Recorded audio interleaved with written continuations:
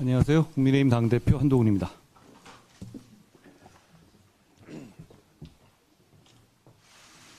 지금은 누가 옳으냐가 아니라 어떻게 해결해야 할 것인지를 얘기해야 될 때고 여야 의정 협의체가 그 통로가 될 것입니다. 이 문제를 해결하는 것은 대화뿐이라는 점은 우리 모두가 공감할 겁니다. 지금은 해결해야 될 때입니다. 여야 의정 모두 대화하지 않아야 할 이유를 찾지 말고 대화해야만 하는 이유를 찾자는 말씀을 드립니다. 국민들은 대화를 통해서 해결하기를 바라십니다. 협의체의 출발에 대해서 더욱 적극적으로 노력해야 합니다. 지금까지 진행 상황에서 보셨겠다시피 의료계는 단일 대오를 갖추기가 어렵고 그것을 요구하는 것도 무리입니다. 각각의 입장이 많이 다른 단체들이 있죠. 그렇기 때문에 의료계의 다수 또는 특정 단체의 참여를 여야 의정 협의체의 대화의 출발 전제 조건으로 삼는 것은 결국 이 중요한 계기가 된 여야 의정 협의체의 공감대가 흐지부지 되는 결과를 가져오게 될 겁니다. 참여하시는 의료계와 함께 일단 출발하고 그 진행 상황에 따라서 문을 열어두고 얼마든지 의료계 단체에서 추가로 참여할 수 있게 하면 됩니다. 저는 그걸 국민들께서 바라고 계시다고 생각합니다. 추석 전에 여야 의정 협의체가 출범해야 한다는 말씀을 다시 한번 드립니다. 사실 이 여야 의정 협의체는 거기서 머리수대로 투표해서 결정하고 그걸 강제하자는 협의체가 아니잖아요. 국민의 건강과 생명을 지키기 위한 대화를 당사자들끼리 그리고 중재자들끼리 모여서 시작하자는 것 아니겠습니까? 전제를 걸 이유도 의제를 제한할 이유도 없다고 생각합니다. 저희는 다시 한번 말씀드립니다. 의제 제한도 없고 출발을 위한 전제 조건도 없습니다. 의제는 국민의 생명과 건강 하나뿐이고 전제 조건은 없습니다. 한 가지 제가 말씀드릴 것은요. 의사는 정부의 적이 아닙니다. 정부가 그렇게 생각한 적은 전혀 없습니다.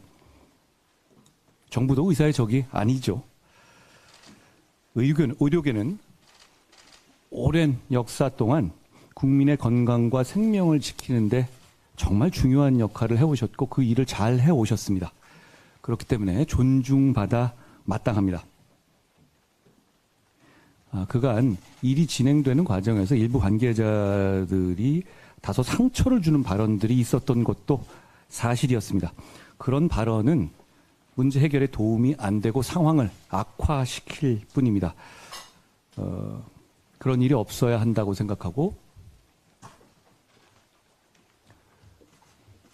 여당의 대표로서 그런 일이 있었던 것에 대해서 유감스럽게 생각한다는 말씀을 드립니다. 저희가 최고위원회에서 한번 말씀드렸던 것 중에서 지금 상황에서 전공의들에 대한 사법적인 대응에 신중해 줄 것을 다시 한번 요청드린다는 말씀을 드립니다. 그리고 블랙리스트 논란 같은 것으로 대화의 시작에 방해가 있는 것도 막아야 한다는 점도 다시 한번 말씀드립니다. 민주당께도 말씀드립니다. 조건을 걸지 말고 출발에 함께 해 주시길 바랍니다. 원내 연설에서 여야 정 협의체 출범을 말씀하시지 않았습니까? 막상 출범하려고 하니 의협이 꼭 들어와야 된다는 식으로 말씀하시거나 뭐 그렇게 전제 조건을 걸면 우리 잘 알지 않습니까? 그렇게 전제 조건을 걸었을 때 이 여야 의정 협의체가 출발도 못하고 흐지부지 될 거라는 거 알고 계시지 않습니까? 민주당이 진짜 이 여야 의정 협의체를 통한 이 상황을 해결하고 국민의 건강과 생명에 대한 불안감을 덜어드리는 것을 원하신다면 특정 특정 의료단체의 참여 같은 조건을 걸지 말고 일단 여야 의정 협의체의 출발에 동참해 주시기를 바랍니다. 국회의장마저 여러 가지 정치적인 표결을 미뤄야 한다고 생각하실 정도로 상황이 심각한 상황입니다. 여기에 집중하고 여야 의정 협의체를 통해서 대화가 시작되는 것에 집중하자는 말씀을 드립니다. 제 말씀은 오늘 여기까지 드리겠습니다. 네, 이어서 한덕수 국무총리님 말씀을 듣겠습니다. 네, 안녕하십니까. 전공의들께서 의료 현장에서 떠나신 지 6개월 넘게 계속되면서 국민의 걱정과 우려가 크시다는 것을 잘 알고 있습니다. 응급실에 환자가 몰리는 추석 연휴가 목전에 닥쳐 더욱 그렇습니다. 정부는 국민 한 분 한 분이 느끼는 불안을 무겁게 받아들이고 있습니다. 현장을 지키는 분들이 상당히 피로가 쌓여 있기 때문에 응급 의료 여건이 녹록치 않은 것은 사실입니다. 그러나 일각에서 걱정하시는 것처럼 의료 분계를 걱정해야 하는 상황은 아니라고 생각합니다. 우리 의료 체계는 어렵지만 아직 굳건하게 작동하고 있습니다. 의료진과 정치권과 정부가 합심하면 국민의 생명과 안전을 충분히 지켜낼 수 있을 것으로 생각합니다. 정부와 지자체는 어제부터 추석 명절 비상응급 대응 주간을 가동하기 시작했습니다. 그동안 준비한 여러 대책이 현장에서 제대로 작동하도록 최선을 다하겠습니다. 얼마 전 한동훈 국민의힘 대표께서 여야 의정 협의체를 제안하셨습니다. 국민 불안을 해소하고 지역 필수 의료 체계를 개선하기 위해 의료계는 물론 여야 정치권이 다 같이 힘을 모으자는 제안을 반갑게 생각합니다. 지금 상황을 누구보다 안타깝게 생각하는 사람은 다름 아닌 의료진일 것이라 생각합니다. 특히 전공의 여러분은 사람을 살리고 싶어 의사라는 직업을 선택하고 고단한 수련 과정을 묵묵히 견뎌온 분들입니다. 정부는 전공의들이 오해를 풀고 현장에 돌아와 주시기를 간절히 기다리고 있습니다. 환자는 물론 전공의 자신을 위해서도 그것이 가장 선하고 현명한 선택이라 믿습니다.